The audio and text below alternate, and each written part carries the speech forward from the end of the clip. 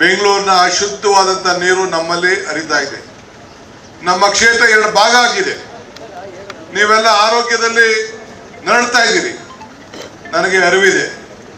ಅದನ್ನು ಏನಾದ್ರು ಮಾಡಿ ತಪ್ಪಿಸ್ಬೇಕು, ನಿಮ್ಮ ಒಳ್ಳೆ ಉತ್ತಮವಾದಂಥ ಆರೋಗ್ಯವನ್ನು ಕೊಡಬೇಕು. ನನ್ನ ಚಿಂತನೆ ಆರೋಗ್ಯ, ಆಶ್ರಯ, ಅಕ್ಷರ.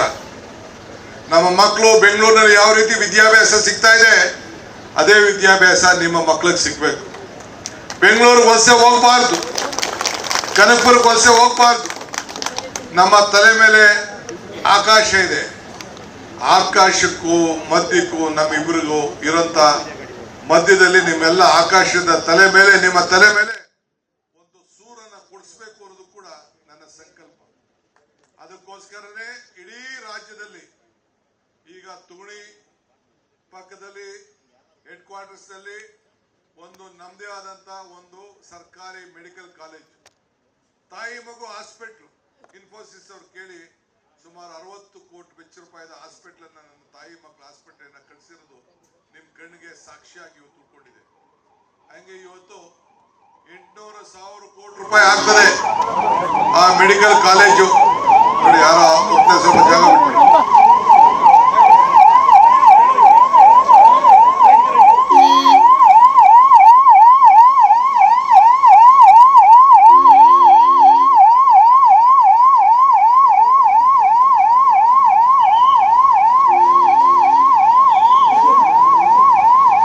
ಇವತ್ತು ನೀವು ಕೊಟ್ಟಂತ ಅಧಿಕಾರ, ಆ ಅಧಿಕಾರ ನಂದಲ್ಲ, ಇದು ನಿಮ್ಮ ಅಧಿಕಾರ. ರಾಜ್ಯದ ಜನತೆಗೆ ಸಮರ್ಪಕವಾಗಿ ಇಡುವಂತ ಒಂದು ಅಧಿಕಾರ. ಸೊ ನೀವು ತೋರಿಸಂತ ಪ್ರೀತಿ ವಿಶ್ವಾಸ ನಾನು ಮರೆಯಲಿಕ್ಕೆ ಸಾಧ್ಯ ಇಲ್ಲ. ನನ್ನ ಕೊನೆ ಉಸಿರಿರುವವರೆಗೂ ನಿಮ್ಮ ಮಗನಾಗಿ ನನ್ನ ಸೇವೆಯನ್ನ, ನಿಮ್ಮ ಸೇವೆಯನ್ನ ನಾನು ಪ್ರಾಮಾಣಿಕವಾಗಿ ಮಾಡ್ತೇನೆ. ನಾನು ಎಲ್ಲ ನಾಯಕರುಗಳಿಗೆ ಕೇಳ್ಕೊಳ್ಳೋದಿಷ್ಟೇ, ಯಾವುದೇ ಪಾರ್ಟಿ ಇರಲಿ, ಯಾವುದೇ ಪಕ್ಷ ಇರಲಿ, ತಲೆ ಕೆಡಿಸ್ಕೊಳಕ್ ಹೋಗ್ಬಿಡಿ. ಎಲ್ಲ ಜನ ಇವತ್ತಲ್ಲ ನಾಳೆ ಅವರ ಮನಸ್ಸು ಪರಿವರ್ತನೆ ಆಗ್ತದೆ. ಈ ದೇಶದಲ್ಲಿ ಇನ್ನೊಬ್ಬ DK ಶಿವಕುಮಾರ್ನ ಜನತಾದಳದವರು, ಬಿಜೆಪಿಯವರು ಈ ಕನಕಪುರ ತಾಲೂಕಲ್ಲಿ, ನಮ್ಮ ಜಿಲ್ಲೆಯಲ್ಲಿ ತಯಾರು ಮಾಡಕ್ ಸಾಧ್ಯನಾ? ಸಾಧ್ಯ ಇಲ್ಲ. ಅದನ್ನ ನಮ್ಮ ಜನರಿಗೆ ತಿಳುವಳಿಕೆಯನ್ನ ಹೇಳಬೇಕು. ಯಾರ ಮೇಲೂ ದ್ವೇಷ ಮಾಡಕ್ ಹೋಗ್ಬೇಡಿ. ನೀವು ಭಗವಂತನಲ್ಲಿ ಪ್ರಾರ್ಥನೆ ಮಾಡ್ಕೊಳ್ಳಿ, ಅವ್ರಿಗೆ ಆ ಮನಸ್ಸು ಬರಲಿ ಅಂತ ಹೇಳಿ. ಇವತ್ತು ತಾವೆಲ್ಲ ಇಷ್ಟು ದೊಡ್ಡ ಸಂಖ್ಯೆಯಲ್ಲಿ ನಾನು ಬಂದಂತ ಸಂದರ್ಭದಲ್ಲಿ ತಾವೆಲ್ಲ ಸ್ವಾಗತವನ್ನ ಮಾಡಿದ್ದೀರಿ. ಇವತ್ತು ಹಾಲು ಉತ್ಪಾದನೆ ಬಿಡಿಯಕ್ಕೆ ಹೋಗ್ಬೇಡಿ. ತರಕಾರಿ ಬೆಳೆಯೋದು, ಹೂ ಬೆಳೆಯೋದು, ರೇಷ್ಮೆ ಎಲ್ಲ ನಿಮ್ಮ ಏನೇನಿದೆ ಹೈನುಗಾರಿಕೆ, ಇವೆಲ್ಲ ಕೂಡ ಮುಂದುವರಿಸಬೇಕು. ಇವತ್ತು ಇದೆಯಲ್ಲ, ಇಡೀ ಕರ್ನಾಟಕ ರಾಜ್ಯದಲ್ಲಿ ಇಲ್ಲ, ಇಡೀ ಭಾರತದಲ್ಲಿ ಅಮೂಲ್ ಬಿಟ್ರೆ ಮತ್ತೊಂದು ಇರೋದು ನಿಮ್ಮ ಪಂಚಾಯತ್. ಅಮೂಲ್ ಬಿಟ್ರೆ ಅದೇ ಮತ್ತೆ ಇರೋದು ನಮ್ಮ ಈ ಒಂದು ಬೆಮೂಲ್.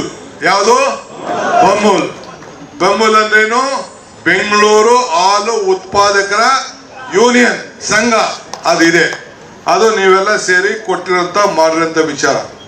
ಆದ್ರಿಂದ ನಾನು ಕೇಳ್ಕೊಳ್ಳೋದಿಷ್ಟೇ, ಮನುಷ್ಯನ ಬದುಕು ಶಾಶ್ವತವಾದಲ್ಲ.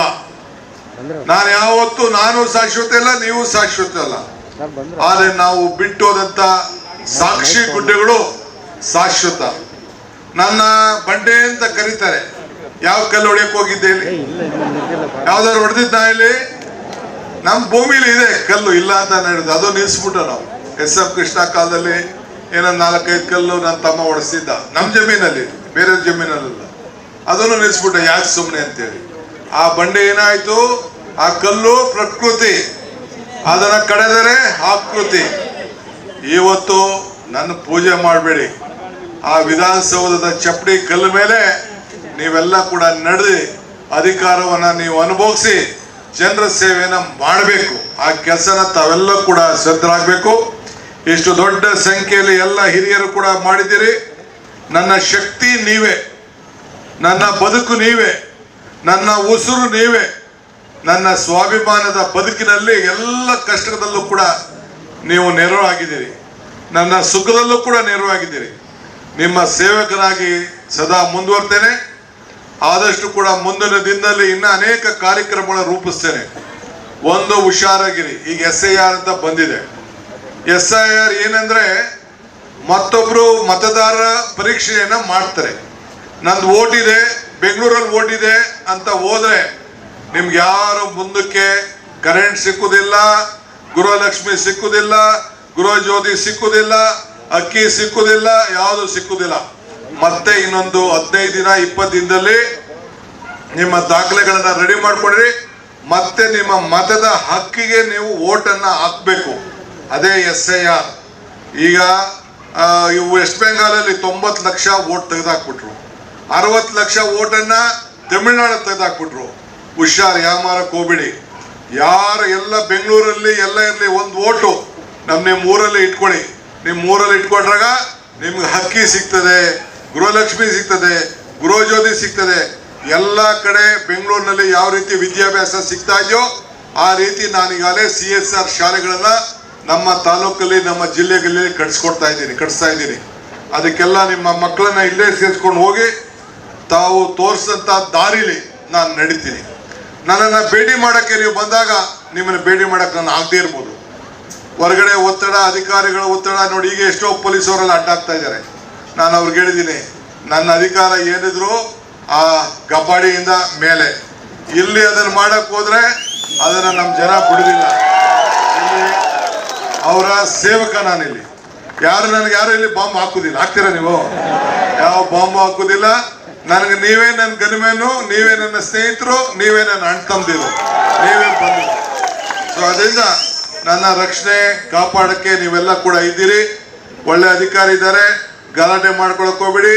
ಎಲ್ಲ ಊರಲ್ಲಿ ರಾಜಿ ಮಾಡಿ ಪೊಲೀಸ್ ಸ್ಟೇಷನ್ ಅಲ್ಲಿ ಕೇಸ್ ಇಲ್ದ ತಾಲೂಕು ಆಗ್ಬೇಕು. ಕೋರ್ಟ್ ಬೇರೆ ಇಲ್ಲೇ ಇದೆ, ರಾಮನಗರಕ್ಕೆ ಬೇರೆ ಹೋಗಂಗಿಲ್ಲ, ಬೆಂಗಳೂರಿಗೆ ಹೋಗಂಗಿಲ್ಲ.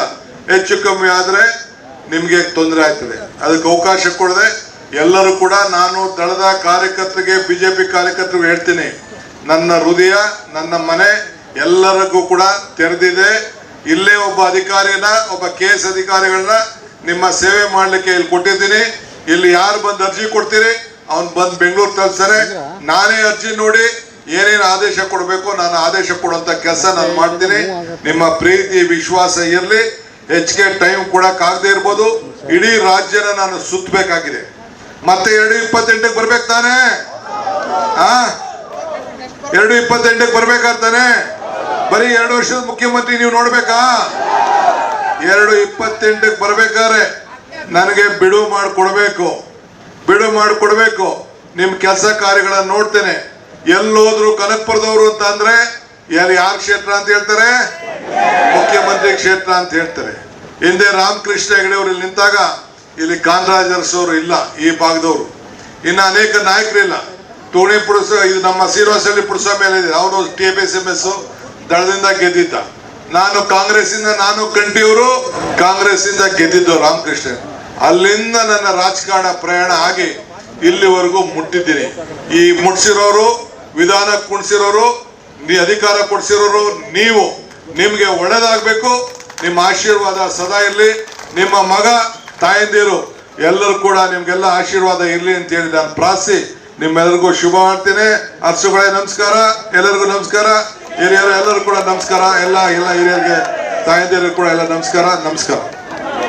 ನಿರ್ಭೀತ, ನಿಷ್ಪಕ್ಷಪಾತ, ವಿಶ್ವಾಸಾರ್ಹ ಸುದ್ದಿಗಳಿಗೆ ಮತ್ತೊಂದು ಹೆಸರಾಗಿರುವಂತ News18 ಕನ್ನಡ ಈಗ ಆಪ್ನಲ್ಲೂ ಲಭ್ಯವಿದೆ. ದಯವಿಟ್ಟು ಇಲ್ಲಿರುವಂತ QR ಕೋಡ್ ಸ್ಕ್ಯಾನ್ ಮಾಡಿಕೊಂಡು ಆಪ್ ಡೌನ್ಲೋಡ್ ಮಾಡೋದಕ್ಕೆ ಮರಿಬೇಡಿ. ನಿಮ್ಮ ಬೆಂಬಲ ಹೀಗೆ ಸದಾ ನಮ್ಮೊಂದಿಗಿರಲಿ. ಧನ್ಯವಾದ.